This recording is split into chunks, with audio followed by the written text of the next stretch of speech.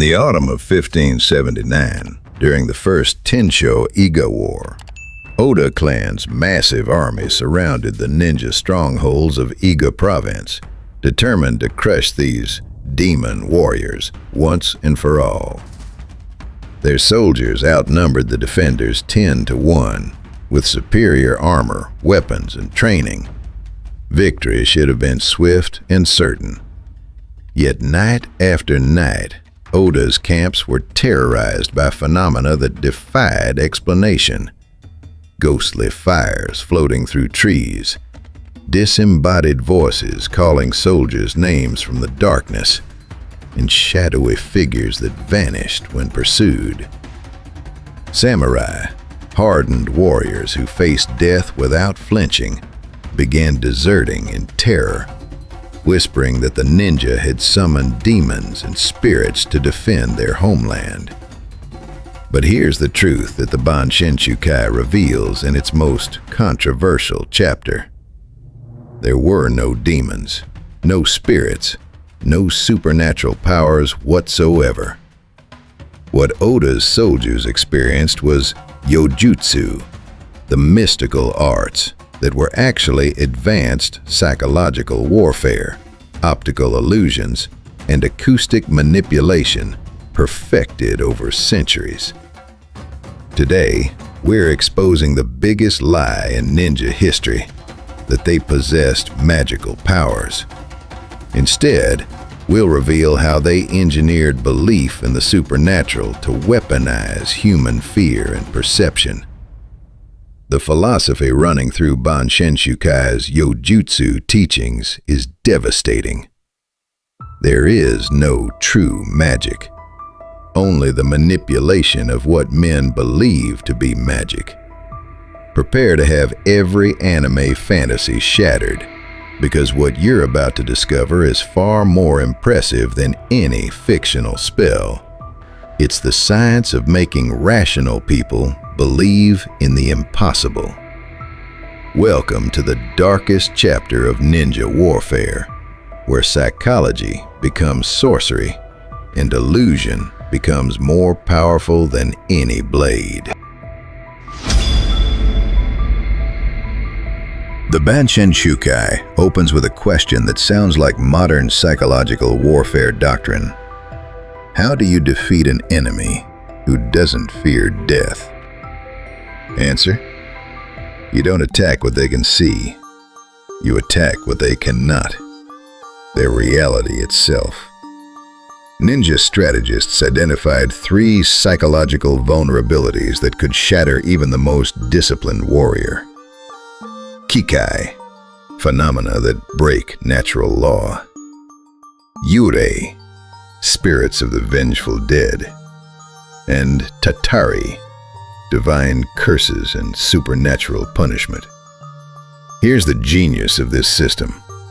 Japanese culture had already programmed these fears into every mind through centuries of folklore, religion, and Shinto traditions.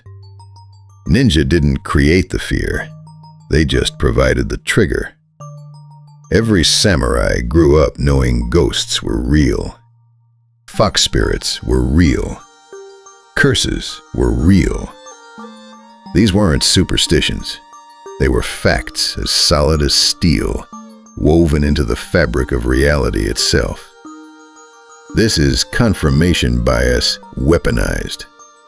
A guard afraid of ghosts would interpret a rustle in leaves as footsteps, a flicker of light as a spirit. Yōjutsu simply provided that flicker and let the victim's own mind build the monster. But to trigger that primal fear, ninja needed to master the most elemental force of all, starting with something as basic as fire in the wrong place. Picture yourself on night watch at a mountain fortress. The world is black ink except for your torch and a sliver of moon. Suddenly, 50 meters above the tree line, a blue-white flame appears, floating in mid-air where no human could possibly stand. It doesn't flicker like earthly fire. It moves with apparent intelligence, circling, approaching, retreating. It seems to be watching you, studying you with alien curiosity. Then it vanishes, only to reappear behind you, closer than before. This is Kitsune-bi, foxfire. According to military chronicles from the Sengoku-period, these mysterious lice broke entire defensive lines without a single arrow being fired. Witnesses described them in pure terror. Flames without fuel, moving with purpose and intelligence, mocking the very laws of nature. The Bansenshukai strips away the supernatural veneer to reveal elegant engineering. Small oil lamps attached to kites or suspended from nearly invisible lines, with lightweight paper lanterns that could drift on wind currents, creating what seemed like spirits dancing through the darkness. The construction was ingeniously simple, yet sophisticated. Play lamps filled with fish oil mixed with pine resin for slow, steady burning, housed in ultra-lightweight bamboo frames covered with paper treated with persimmon tannin for water resistance. When launched on windy nights, these devices could float hundreds of meters above the battlefield, their flames dancing in ways that seemed impossible for any earthbound fire, creating the perfect illusion of supernatural intelligence observing the enemy below. But the physical device was just the opening act. The real weapon was a 3-week psychological campaign that transformed rumor into terror. Week 1. Carefully planted rumors through local merchants and travelers. Fox spirits have been seen in the eastern mountains, leading lost hunters to their deaths and marking territory they wish to protect from intruders. Week 2. Strategic, accidental sightings. 1 or 2 guards experience brief glimpses of floating lights, just enough to plant seeds of doubt and fear without triggering immediate investigation or skepticism. Week 3. Full-scale deployment, when the entire camp had heard the rumors and some had seen preliminary evidence. Now, multiple coordinated lights moving in formation confirmed what everyone had been psychologically primed to expect. The effect became self-sustaining and exponentially destructive. Guards refused to patrol certain areas, defensive positions were abandoned, and fear spread through the ranks faster than any plague.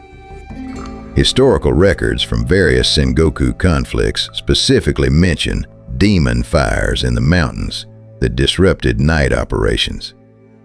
Modern historians now attribute these phenomena to coordinated Kitsune-bi psychological warfare campaigns. But floating lights only proved that supernatural forces existed in the area. To truly weaponize that terror, ninja needed to make enemies question the most basic assumption of combat, knowing how many enemies you're actually fighting.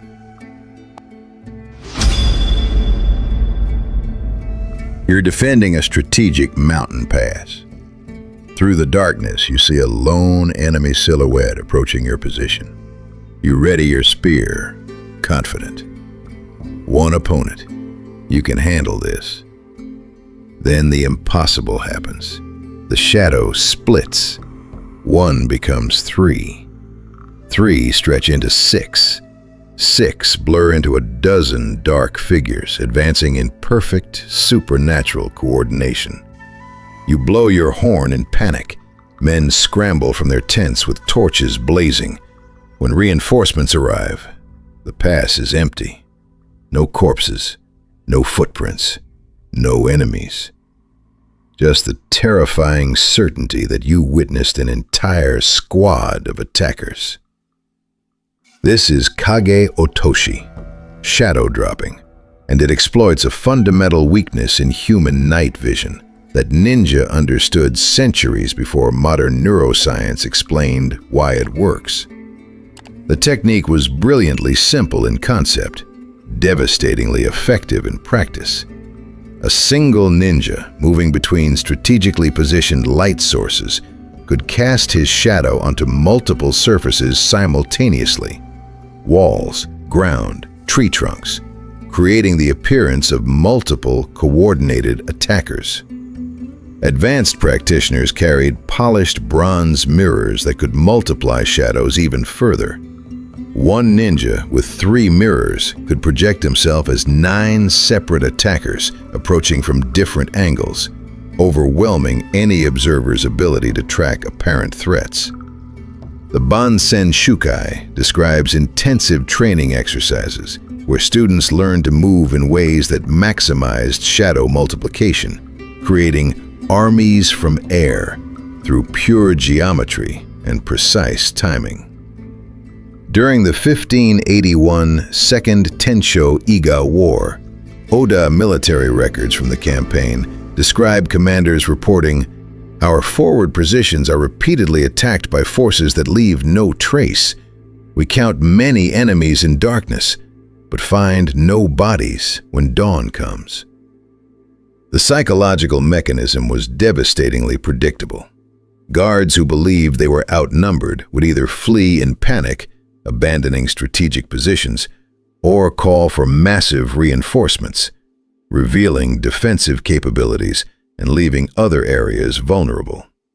Both responses served ninja objectives perfectly. Either way, they achieved tactical advantage without engaging in actual combat, turning the enemy's own perception into their greatest weapon. But shadow multiplication was still bound by the laws of physics. For truly impossible movement that seemed to defy gravity itself, ninja developed techniques that made witnesses believe they could fly. Picture a mountain siege during the height of the Sengoku-period. Defending forces maintain meticulous watch on fortress walls, confident their siege lines are impenetrable and no relief force can possibly reach the desperate defenders. Then, in the dead of night, a figure materializes on the castle wall, not climbing over it, not emerging from a hidden passage, but simply appearing as if conjured from empty air, where moments before there had been nothing but stone and starlight. No ladders are visible. No ropes can be seen. One moment the wall section is empty. The next, a man stands there in perfect silence, then vanishes, to reappear on another section 20 meters away, a distance impossible for any human to leap. Various siege records from the Sengoku period describe this phenomenon as ninja moving like mountain Tengu spirits, because their military observers could conceive of no natural explanation for what they witnessed with their own trained eyes. The Bansenshukai reveals the truth behind Tengu Jutsu, not supernatural flight, but sophisticated infrastructure, pre-positioned rope systems that created invisible highways suspended above the battlefield, completely undetectable to ground-based observers operating with medieval lighting technology. Here's how the system operated with scientific precision. Weeks or even months before major operations, advanced teams would infiltrate target areas and carefully install thin, dark ropes between strategic anchor points, rooftops, large tree branches, wall projections, and other elevated positions. These ropes were positioned where guards would never look, above normal eye level, camouflaged against dark backgrounds, anchored in deep shadow zones that remained invisible even during torch-lit patrols. The tactical insight was profound. Guards were trained to scan the horizon and ground level for approaching threats, but they rarely looked directly upward, especially at night when depth perception was already compromised by limited lighting. This created an entire three-dimensional transportation network suspended above the battlefield that was functionally invisible to defenders, creating a kind of aerial highway system that ninja could use to appear anywhere, anytime. On operation nights, ninja used specialized harnesses, clips, and sliding mechanisms to traverse these ropes at remarkable speed in complete darkness, moving between positions that would normally require lengthy detours or dangerous exposure. From ground level, observers witnessed only the beginning and end of these movements, a figure appearing on one rooftop, then seconds later on another, dozens of meters away, while the rope bridge connecting them remained completely invisible in the darkness. The human brain, confronted with this impossible sequence, automatically filled in the gap with the only explanation that seemed to fit: superhuman leaping ability, or actual flight, because the true mechanism was literally invisible to ground-based observation. Historical note: various military chronicles from the era described ninja movements that defied rational explanation. Modern historians analyzing these accounts interpret them as evidence of sophisticated rope-based infiltration systems, though direct confirmation of specific techniques doesn't exist in primary sources. Guards who witnessed impossible movement often refused to report it, fearing they'd be thought mad, which allowed ninja to continue using the same routes indefinitely while maintaining their supernatural reputation. But if ninja could make you believe they had transcended the laws of physics, imagine the terror when they made you believe they had become demons who could breathe the very fires of hell. If this systematic deconstruction of ninja magic into science and psychology is revealing how they turned human belief itself into a weapon sharper than any sword, subscribe and turn on notifications, because we're about to dive into the most terrifying techniques of all, the ones that could kill you without ever touching your body. And if you want deeper study of real historical text behind these techniques, check the ninja books in our description and comments. Worth every page. Picture yourself patrolling a narrow castle corridor at night. Torches cast dancing shadows on ancient stone walls. You turn a corner and freeze. A figure in black emerges from the darkness ahead, blocking your path with silent menace. You raise your spear, adrenaline flooding your system. But before you can thrust, the figure's head snaps back, mouth opens impossibly wide, and a brilliant jet of flame erupts directly toward your face. A 2-meter stream of fire and sulfurous smoke that fills the corridor with searing heat and the unmistakable stench of hell itself. Your skin burns, your eyes stream with tears, and in that moment of blindness and agony, your rational mind makes a desperate, final conclusion. That creature is not human. This is Onibi, demon fire-breathing, and Sengoku-period battle records describe encounters with this technique using language of genuine supernatural terror. Demons exhaling flames like the very breath of hell, burning the eyes and souls of men. For soldiers whose only experience with controlled fire came through torches, arrows, and basic incendiary devices, witnessing a human being exhale flames was literally incomprehensible through any natural framework their culture provided. The Bansenshukai hints at the secret behind this terrifying illusion, but only in the most guarded language, speaking of ancient combustible compounds and concealed ignition methods as forbidden knowledge that borders on the alchemical arts. What the manual makes absolutely clear is that Onibi demanded a level of physical discipline that bordered on madness. The technique required the ninja to transform their own body into a living weapon, a process so dangerous that a single moment's loss of control could could mean instant, agonizing death. The Bansenshukai describes the mechanism only in deliberately cryptic terms, emphasizing principles of rapid combustion and precise timing, while keeping the actual methods shrouded in secrecy.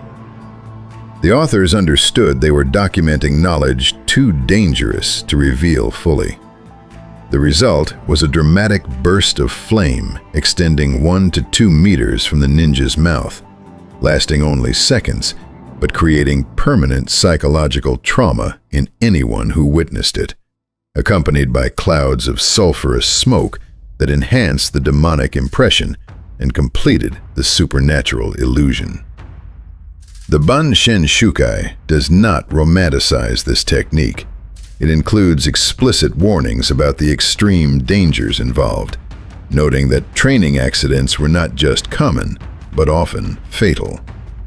The manual emphasizes that even attempting to understand such techniques without decades of preparation under master guidance would be suicidal. Modern historians studying these accounts note that the exact methods were intentionally obscured in the text. The Bansenshukai authors understood the moral weight of documenting such dangerous knowledge and deliberately made it impossible to recreate without proper context and ethical training. What remains clear from historical accounts is the devastating psychological impact. A single encounter with a fire-breathing demon was enough for the story to spread through the camp like wildfire. With each retelling, people added their own supernatural spice, and the fear ballooned completely out of control.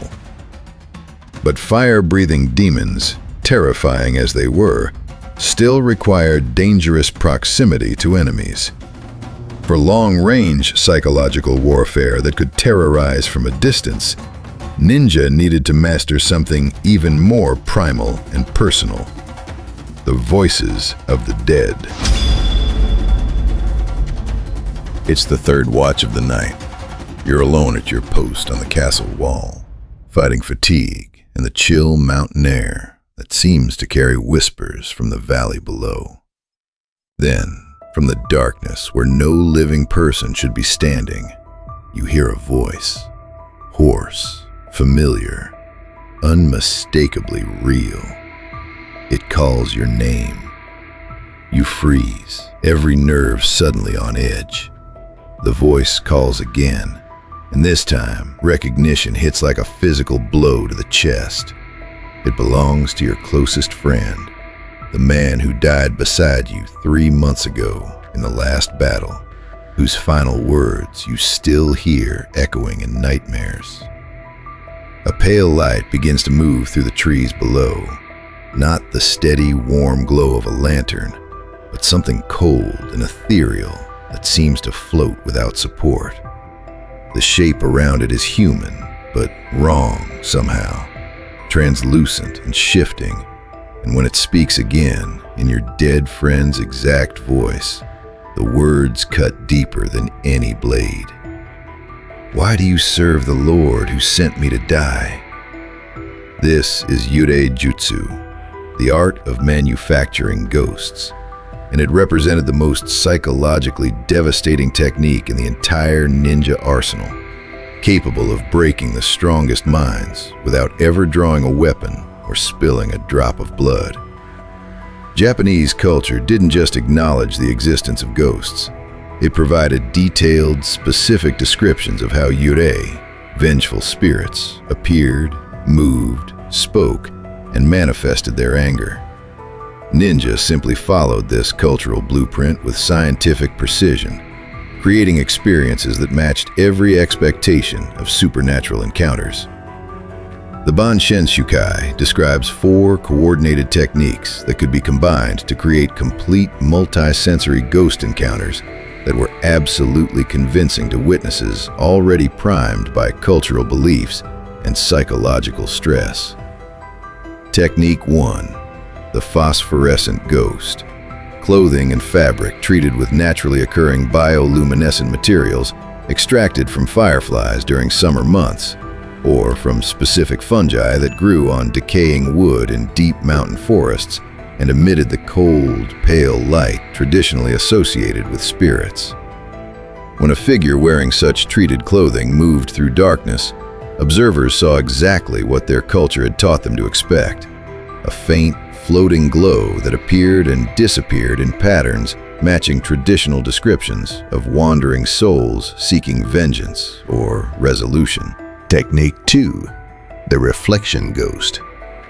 Strategically positioned mirrors made from polished bronze or other reflective metals, placed at carefully calculated angles to reflect candlelight, moonlight, or hidden lantern flames into locations where no physical person could exist. By positioning these reflective surfaces with geometric precision, ninja could project glowing images into sealed rooms, behind solid walls, or hovering above impossible locations, creating the appearance of spirits manifesting in places that reinforced their supernatural nature. Technique 3. The smoke ghost. Releasing controlled amounts of smoke or fog through hidden channels and vents, while simultaneously projecting lights, shadows, or reflections through the medium, creating three-dimensional apparitions with apparent volume and substance that seem to occupy real space. Technique 4. The voice ghost. Using bamboo tubes, hollow walls, natural cave systems, or artificial acoustic channels to project human voices from impossible locations, graves, sealed chambers, or empty air, while maintaining perfect clarity and recognizable speech patterns. The true weapon emerged when all four techniques combined: a phosphorescent glow moving through engineered smoke, a perfectly mimicked voice calling the target's name, ghost encounters that engaged every sense, matching every cultural expectation perfectly. But the most devastating applications weren't random hauntings. They were targeted psychological warfare operations based on careful intelligence gathering about specific individuals and their personal vulnerabilities. Surgical strikes against the psyche itself. Ninja would research targets extensively beforehand, learning about dead relatives, fallen comrades, tragic losses, or historical figures associated with specific locations. Then craft ghost encounters that exploited these personal connections with ruthless precision. Period chronicles like the Mikawa Monogatari preserve accounts, where guards at Okazaki Castle reported multiple sightings of the vengeful spirit of a slain retainer over several weeks. Modern historians analyzing this account note that the reported hauntings ceased immediately after a political rival of the castle's lord died under mysterious circumstances, suggesting a coordinated psychological warfare campaign with specific strategic objectives, though this remains scholarly interpretation rather than confirmed historical evidence. But why merely terrify enemies with ghost sightings when you could convince them they had been marked for death by supernatural forces, and then watch their own minds complete the assassination through the devastating power of belief itself? A powerful daimyo falls mysteriously ill. His personal physicians examine him thoroughly, but discover no poison in his system, no wounds on his body, no infectious disease, no obvious physical cause for his rapidly deteriorating condition. Yet he is clearly dying, losing weight, strength, mental clarity, and the will to live with each passing day. 3 weeks earlier, he had discovered something in his private sleeping chamber that froze his blood. A straw doll bearing his name, pierced with iron nails, and surrounded by ritual objects arranged in patterns that his cultural knowledge immediately recognized as a death curse of the most serious and malevolent type. This is the ultimate expression of Yōjutsu, curse warfare, and it demonstrates the most insidious truth about psychological manipulation. Sometimes, the most effective way to kill someone is to convince them they're already dead. The Bansenshukai reveals this technique as pure psychological warfare that exploits what modern medicine calls the nocebo effect, the evil twin of placebo, where belief in harm creates actual physical symptoms and can even cause death through entirely psychological mechanisms. The principle embedded in ninja doctrine is chilling. A man convinced he has been cursed will sicken as surely as if poisoned, and die as certainly as if struck by a blade. The mind that believes in death will create death. Here's the biological mechanism that ninja understood through observations centuries before Western science. Your brain doesn't just interpret reality passively. It actively constructs your experience of reality, including physical sensations like pain, nausea, fatigue, and even immune system responses and hormonal regulation.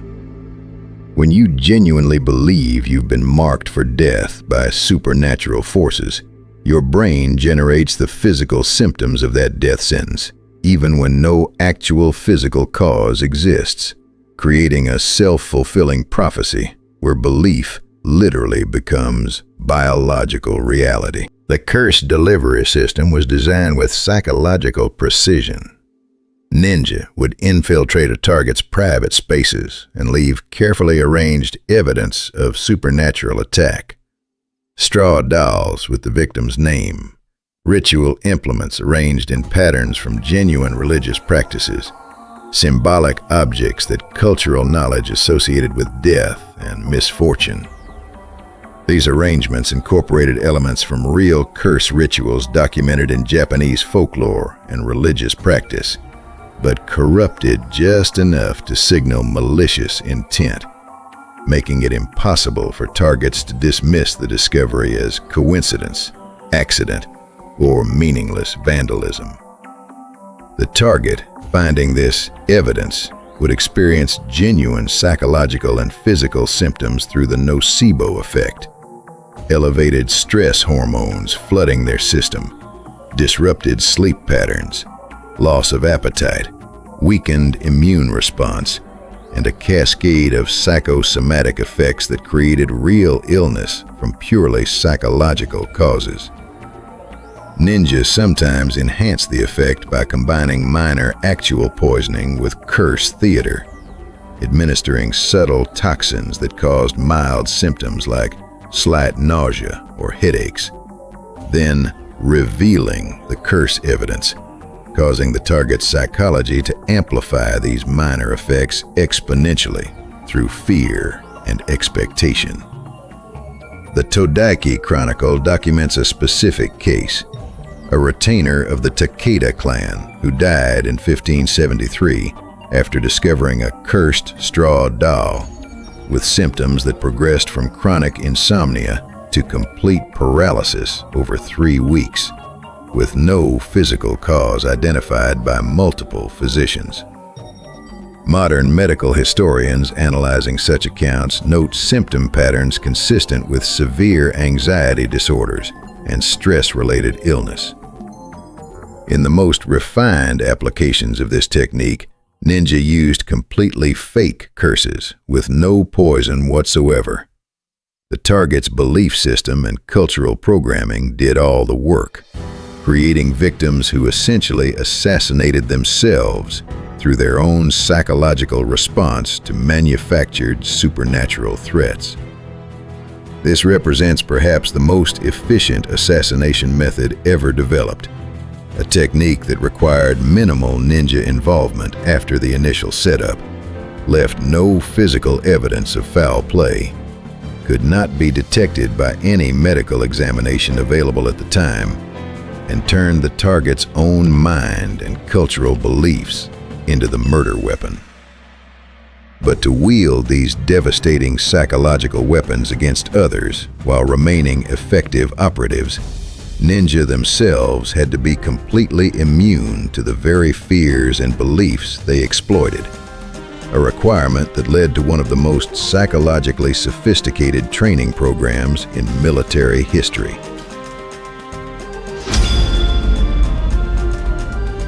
Imagine you're a young ninja recruit, raised on the same ghost stories and supernatural beliefs as everyone else in your culture.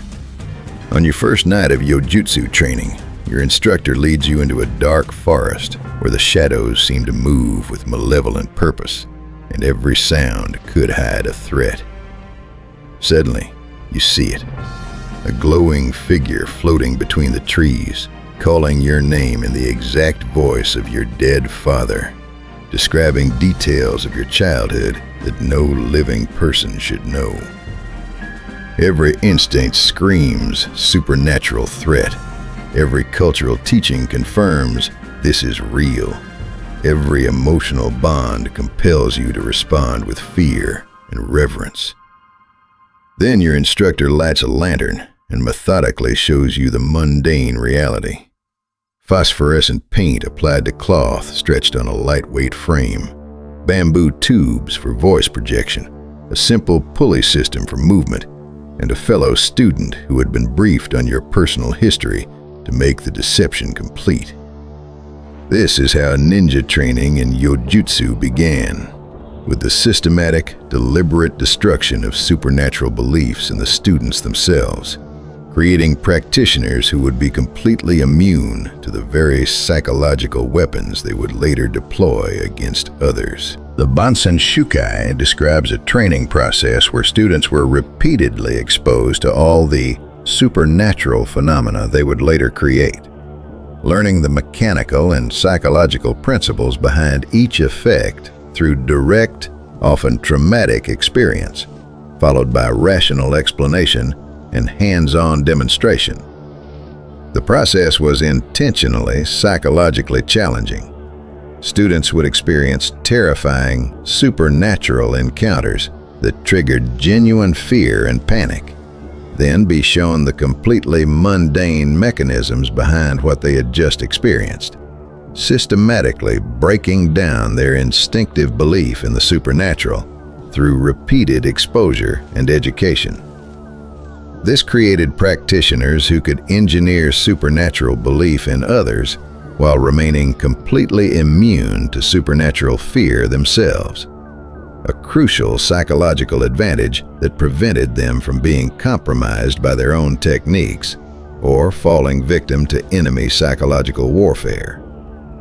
Students developed what could be called psychological armor, the ability to maintain logical, analytical thinking even when experiencing phenomena that seemed to violate natural law, because they had been systematically conditioned to look for the hidden mechanisms behind apparent magic. The ultimate test of mastery involved creating a supernatural phenomenon, convincing enough to frighten fellow students who knew it was fake and understood all the techniques involved, demonstrating complete mastery of the psychological principles that made Yōjutsu effective, while proving immunity to such manipulation. This training philosophy reveals the core truth of Yōjutsu. It wasn't about believing in magic or having supernatural powers. It was about understanding human psychology so thoroughly that you could make others believe anything, while remaining completely immune to such manipulation yourself. Here's the surprise. The Bansenshukai doesn't just teach the art of deception. It actually pauses to ask, how far should we go with these techniques? The manual argues that Yōjutsu can actually be more ethical than direct physical violence because it achieves strategic objectives through fear and psychological pressure rather than killing, allowing enemies to survive, recover, and potentially reconcile after conflicts end. However, the text also includes serious warnings about the dangers and responsibilities that come with these capabilities. Techniques that break minds are more terrible than those that break bodies. A wound heals with time and care. A shattered mind may never recover its wholeness. Use them only when truly necessary. The manual recognizes that psychological trauma can be more permanent and destructive than physical injury, requiring practitioners to carefully consider the long-term consequences of their actions, not just for immediate tactical success, but for the possibility of future peace and reconciliation. There are explicit prohibitions against using Yōjutsu techniques on civilians who are not direct participants in military conflicts, or for personal vendettas unrelated to legitimate strategic objectives, because such applications create blood feuds and cycles of vengeance that undermine the strategic purpose of psychological warfare. The ultimate principle that governs ethical Yōjutsu practice. The master of Yōjutsu achieves victory without destroying the enemy's capacity for future peace and cooperation. The amateur creates enemies whose hatred will outlive generations and poison the future with endless war. We've just demolished the greatest myth in ninja history, that they possessed supernatural powers. Instead, we've revealed something infinitely more impressive. They were psychological engineers who understood human perception centuries before modern science. Every magical technique in Yōjutsu was actually sophisticated applied knowledge of optics, acoustics, chemistry, and psychology, systematized into weapons that attacked the mind rather than the body. The floating lights, ghostly voices, impossible movements, demon fire, deadly curses, stolen voices, mirror impossibilities, and mind-breaking sounds all had rational explanations that ninja understood, while enemies could only interpret through supernatural frameworks. This reveals ninja as far more sophisticated than any fantasy portrayal. They weren't warriors with magic. They were scientists who weaponized belief itself. Yōjutsu proves that whoever controls perception controls reality, and whoever controls reality controls behavior. A lesson as relevant today as it was 400 years ago. Which Yōjutsu technique impressed you most? The forbidden art of demon fire, the invisible highways above battlefields, or the pure psychology of deadly curses? If you appreciate content that reveals real science behind historical legends, like, subscribe, and share with someone who still thinks ninja had supernatural powers. But theory means nothing until you see it deployed. Next time, one unarmed operative versus 50 elite samurai. 5 weeks of bleeding water, fleeing animals, and voices of the dead, until hardened warriors abandoned their own fortress. Hit that notification bell so you don't miss the ghost road. Until then, remember, the most powerful magic is understanding that there is no magic, only the systematic manipulation of human psychology.